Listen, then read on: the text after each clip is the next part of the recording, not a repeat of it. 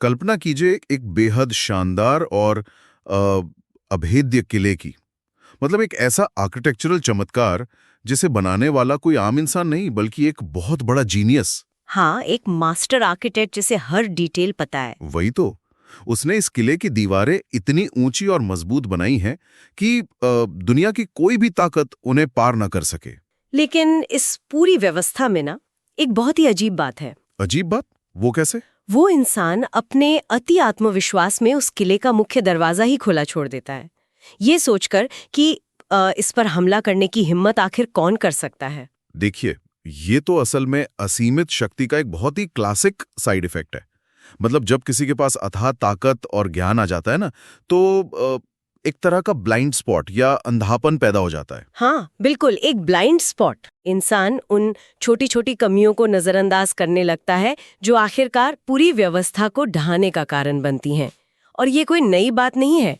इतिहास और हमारे महाकाव्य ऐसे उदाहरणों से भरे पड़े हैं जहां सबसे महान बुद्धिमत्ता अहंकार के बोझ तले दबकर अपना ही रास्ता भूल गई। और आज के हमारे इस गहन अध्ययन का केंद्र भी एक ऐसा ही अभेद्य किला और उसका वो जीनियस निर्माता है। रामचरितमानस के सोर्सेस का विश्लेषण करते हुए आज हम राम कथा के सबसे जटिल, शक्तिशाली और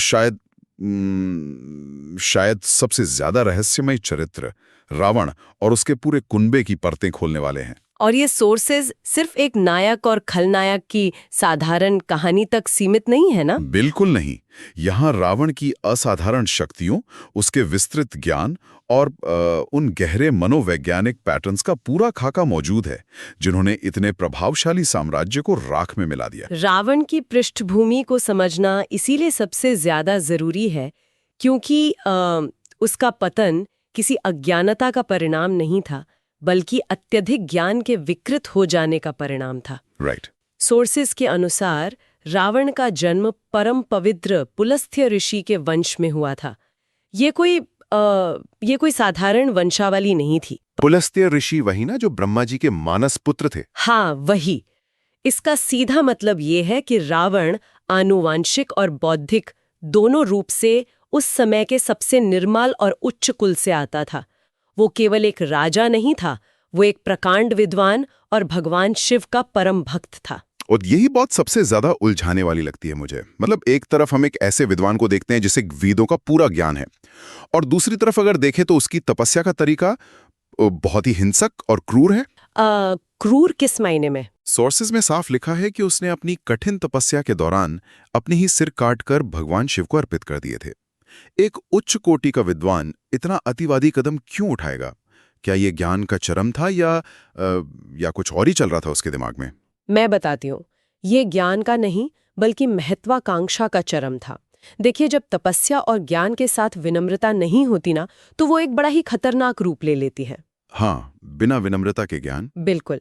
रावण का अपना ही सिर काटना वास्तव में एक प्रकार का परफॉर्मेटिव एक्सट्रीमिज्म था। वो केवल ईश्वर को प्रसन्न नहीं करना चाहता था, वो पूरे ब्रह्मांड को अपनी इच्छा शक्ति दिखाना चाहता था। मतलब एक पावर मूव था। वही पावर मूव। वो ये जताना चाहता था कि उसके भीतर दर्द और मृत्यु को भी चुनौती देने का मद्दा है। और ये महत्वाकांक्षा तब और भी साफ हो जाती है जब ब्रह्मा जी उसे वरदान देने प्रकट होते हैं। वैसे वो वरदान वाला हिस्सा तो किसी मॉडर्न कॉर्पोरेट थ्रिलर जैसा लगता है मुझे। रावण ने मांगा कि उसे कोई भी देवी देवता, गंधर्व या दानव न मार सके। उसने पूरी की पूरी लिस्ट गिना दी। हाँ, सबको कवर कर लिया। लेकिन इस अभेद्य सुरक्षा चक्र को बनाते समय उसने एक शर्त जोड़ दी। उसने कहा कि वानर और मनुष्य उसे न मार सकें क्योंकि वो उन्हें अत्यंत तुच्छ समझता था। ये किसी बहुत ही प्रतिभाशाली लेकिन अहंकारी टेक मिलियनेयर की तरह लगता है। टेक मिलियनेयर अच्छा कंपैरिजन है ना? जिसने अपनी बुद्धिमत्ता से दुनिया का सबसे सुरक्षित सिस्टम तो खड़ा कर लिया, लेकिन अति आत्मविश्वास में उसमें एक बहुत ही सामान्य सा लूप होल छोड़ दिया, ये सोचकर कि ये आम लोग मेरा क्या ही बिगाड़ लेंगे। क्या रावण का यही अत्यधिक ज्ञान उसकी सबसे बड़ी कमजोरी बन गया था, क्योंकि वो ज्ञान अब अहंकार में बदल चुका था? देखिए, ये केवल एक लूप होल नहीं था, ये रावण के मनोविज्ञान का सबसे बड़ा सच था। होता क्या है ना, जो सत्ता में होता है वो अक्सर उन चीजों को खतरे की तरह देखना बंद कर देता है जिन्हें वो खुद से कमतर आंकता है। राइट। रावण की नजर में शक्ति का पैमाना केवल देवता या दानव थे। मनुष्य और वानर तो उसके लिए सत्ता के समीकरण में कहीं थे ही नहीं।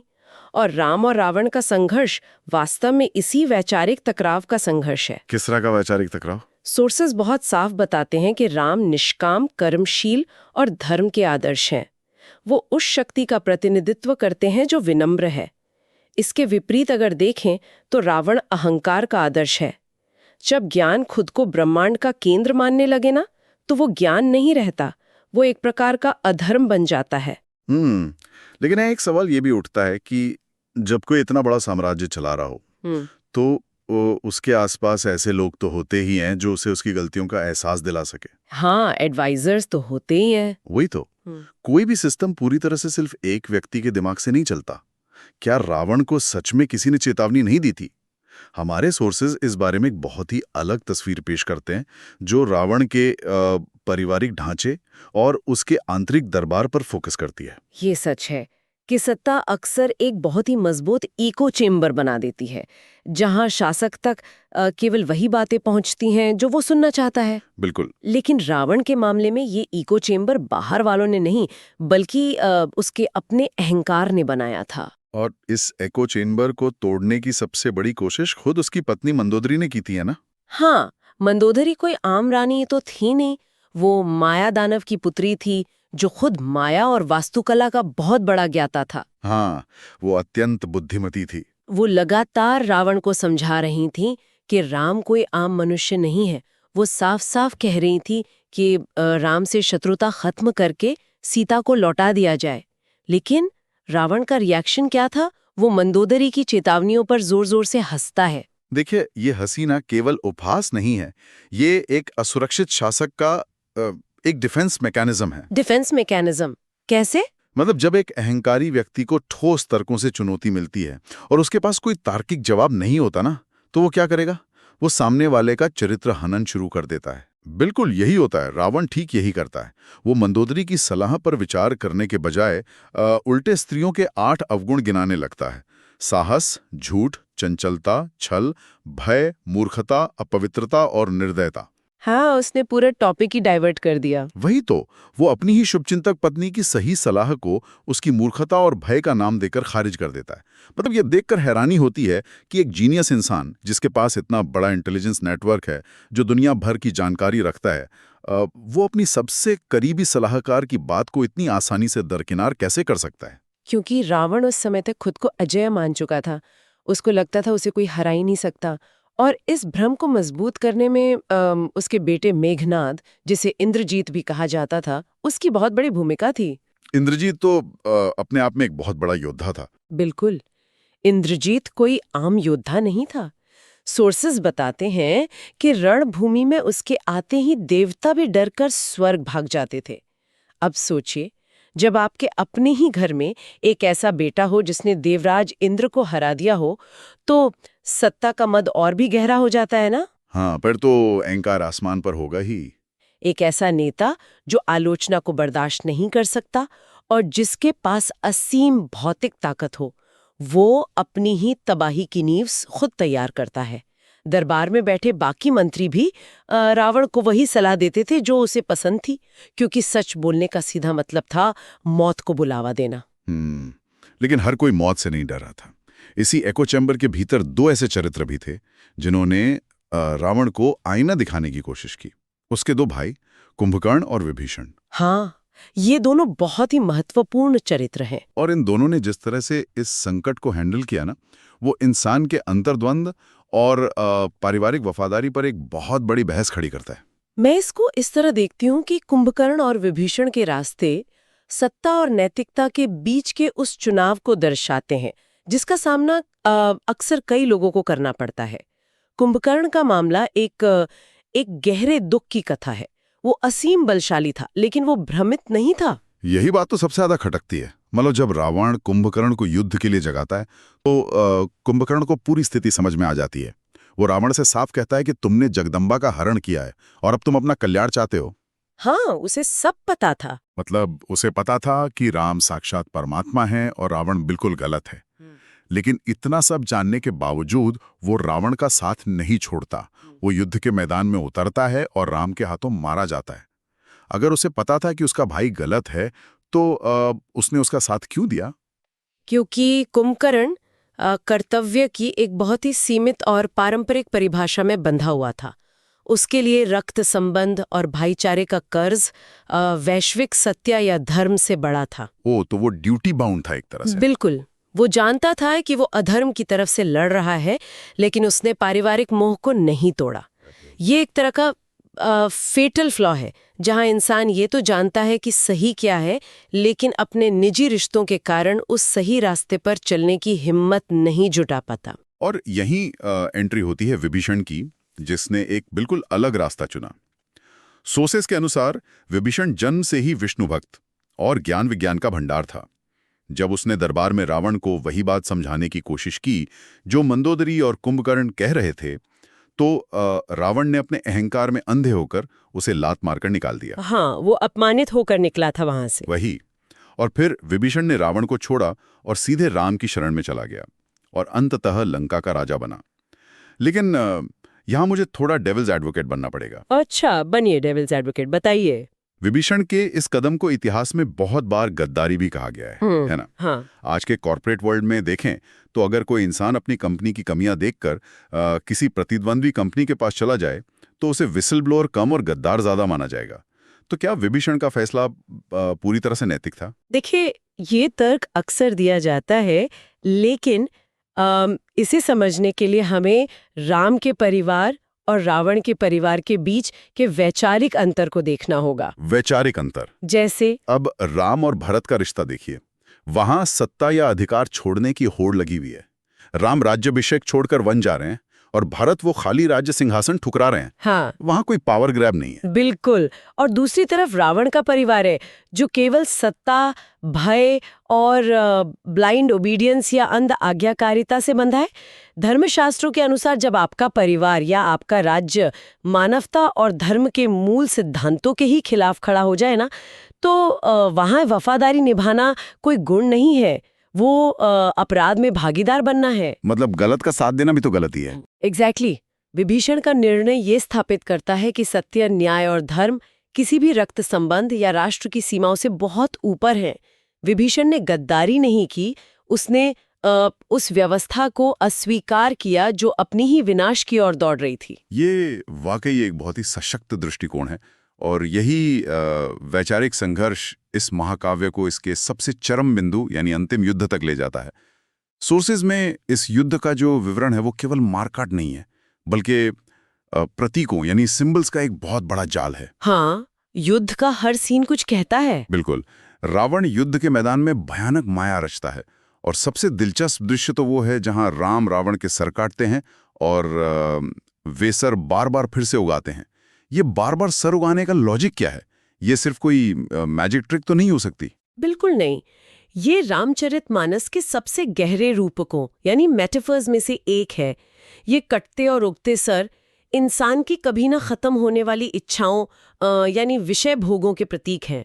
अच्छा, विषय भोग। हाँ, मनोविज्ञान भी तो यही कहता है ना कि जब आप किसी भौतिक इच्छा या वासना को संतुष्ट करने की कोशिश करते हैं तो जैसे ही एक इच्छा पूरी होती है वो शांत होने के बजाय दो नई इच्छाओं को जन्म देती है। अरे वाह, ये तो बहुत ही डीप है। रावण के बढ़ते सर वास्तव में उसके उस अहंकार और लालच के प्रतीक हैं जो कभी तृप्ता नहीं हो सकता था। उसे बाहर से हथियारों से नहीं हराया जा सकता था क्योंकि समस्या तो उसके अंदर थी। ये मेटाफर सच में सब कुछ साफ कर देता है। यानी जो लड़ाई मैदान में तीरों से लड़ी जा रही थी वो असल में भीतर के अंधकार और अनंत वासनाओं के खिलाफ लड़ाई थी। बिल्कुल, यही मूल संदेश है। और अंततः विभीषण उस रहस्य को उजागर करते हैं कि रावण की नाभि में अमृत है। नाभि जिसे जीवन का केंद्र माना जाता है। राम पहले एक बाण से उस अमृत को सोखते हैं यानी उसके अहंकार के स्रोत को खत्म करते हैं और फिर 30 बाणों से उसके सिर और भुजाएं काट देते हैं। लेकिन इस पूरे घटनाक्रम में ना एक दृश्य ऐसा है जो सोचने पर मजबूर कर देता है। रावण का अंतिम समय। रावण की मृत्यु का क्षण इस पूरे महाकाव्य का सबसे मार्मिक और दार्शनिक क्षण है ना? बिल्कुल। सोर्सेज बताते हैं कि मरते समय रावण अचेत नहीं था। वो जमीन पर गिर रहा था, उसकी जान जा रही थी, लेकिन फिर भी वो पुकार रहा था कि राम कहाँ है, मैं उन्हें मारूंगा। हाँ, उसका क्रोध अभी भी शांत नहीं हुआ था। वही ना, उसका पूरा ध्यान, उसकी पूरी चेतना केवल राम पर केंद्रित थी। और इसी के परिणाम स्वरूप राम ने अपने उस महान शत्रु को मृत्यु के बाद परम गति यानी मोक्ष प्रदान कर दिया। ये बात सच कहूं तो आसानी से हजम नहीं होती। हजम क्यों नहीं होती? मतलब एक ऐसा चरित्र जिसने इतना विध्वंस किया, उससे वो मोक्षा मिल गया, जिसके लिए बड़े बड़े संत जीवन भर तपस्या करते हैं। क्या ये नहीं दर्शाता कि रावण का सारा ज्ञान और तपस्या अंततः हार गया, लेकिन भगवान ने फिर भी उसके भीतर के उस मूल स्वरूप को पहचान लिया? देखिए, इसे समझने के लिए ना हमें वैरी भक्ति के सिद्धांत को समझना होगा। वैरी भक्ति, ये क्या होती है? वैरी यानी शत्रुता। जब कोई इंसान किसी से अत्यंत घृणा करता है ना, तो उसका मन 24 घंटे उसी शत्रु के विचारों में उलझा रहता है। रावण क्रोध और बदले की आग में ही सही, लेकिन निरंतर राम का ही चिंतन कर रहा था। उसका मन पूरी तरह से रामाकार हो गया था। रामाकार मतलब पूरी तरह राम पर फोकस। हाँ, ध्यान चाहे प्रेम से किया जाए या चरम शत्रुता से, अगर वो इतना गहरा है कि उसके अलावा ब्रह्मांड में कुछ और याद ही ना रहे, तो वो चेतना को बदल देता है। परमात्मा की दृष्टि में कोई स्थायी शत्रु नहीं है। वो निरंतर चिंतन ही उसके भाव बंधन काटने का कारण बना। सच कहूं तो ये विश्लेषण रावण के चरित्रों को देखने का नजरिया ही बदल देता है। ये केवल एक क्रूर खलनायक के मारे जाने की कहानी नहीं है। ये एक बहुत ही बड़ी ट्रेजेडी है जो ये साबित करती है कि इंसान के पास चाहे दुनिया भर का ज्ञान हो, असीमित ताकत हो, कठोर तपस्या का बल हो, लेकिन अगर शील और विनम्रता नहीं है तो वही ज्ञान उसका सबसे बड़ा दुश्मन बन जाता है। वही ब्लाइंड स्पॉट जिसके बारे में हम शुरू में बात कर रहे थे। बिल्कुल। रावण ने एक अभेद्य किला तो बनाया, लेकिन अपने ही अहंकार के दरवाजे को इतनी बुरी तरह खुला छोड़ दिया कि सब कुछ उसी रास्ते से आकर तबाह हो गया। आज की इस पूरी चर्चा का सार यही है कि बाहरी ज्ञान तब तक अर्थहीन है जब तक इंसान अपने भीतर बैठे अहंकार को पहचानकर उसे नियंत्रित नहीं करता। रावण की हार हथियारों से ज्यादा उसके अपने मनोवैज्ञानिक अंतर्द्वंद्वों की हार थी। सही बात है। लेकिन देखिए, इस गहन अध्ययन को एक ऐसे तथ्य के बिना खत्म करना अधूरा होगा जो इन सोर्सेस के पन्नों में बहुत गहराई में छिपा है और अक्सर मुख्यधारा की चर्चाओं से बाहर ही रहता है। अच्छा, वो ऐसा कौन सा संदर्भ है? ये एक ऐसा विवरण है जो इस पूरी कहानी के ताने बाने को एक अलग ही लेवल पर ले जाता है। सोर्सेज में गहराई से देखने पर पता चलता है कि रावण कोई अचानक पैदा हुआ राक्षस नहीं था। हाँ, उसके पिछले जन्मों का भी तो उल्लेख है। वही, श्रोताओं को ये जानकर हैरानी होगी कि वो अपने पिछले जन्मों में प्रताप भानु, जालंधर और हिरण्यकशिपु या हिरण्य राक्षस जैसे अत्यंत शक्तिशाली और प्रभावशाली रूपों में था। ब्राह्मणों के एक शाप के कारण उसे बार बार राक्षस योनि में जन्म लेना पड़ रहा था। ये वाकई एक बहुत ही हैरान करने वाली बात है ना? जब इस पूरे ब्रह्मांडीय चक्र या कॉस्मिक डिजाइन पर नजर डाली जाती है तो कई नए सवाल उठ खड़े होते हैं। क्या रावण का ये पूरा स्वरूप, उसका अहंकार, उसकी जिद वास्तव में एक बहुत बड़ी योजना का हिस्सा था? मेरा मानना है कि ये विचार पूरी कथा के आध्यात्मिक परिप्रेक्ष्य को ही बदल देता है। तो एक पल के लिए सोचिए, क्या वो वास्तव में राम का सबसे बड़ा शत्रु था या सिर्फ एक शापित आत्मा, एक ऐसी आत्मा जो एक बहुत ही भयानक और जटिल भूमिका निभा रही थी ताकि अंततः भगवान के हाथों वो मुक्ति पा सके और अपने असली घर लौट सके। इस दृष्टिकोण से अगर इस महाकाव्य को देखा जाए ना, तो ये सत्ता और युद्ध की कहानी से ज्यादा एक आत्मा के एक लंबे और पीड़ादायक चक्र से मुक्त होने की कहानी बन जाती है। इस पर जरूर विचार कीजिएगा।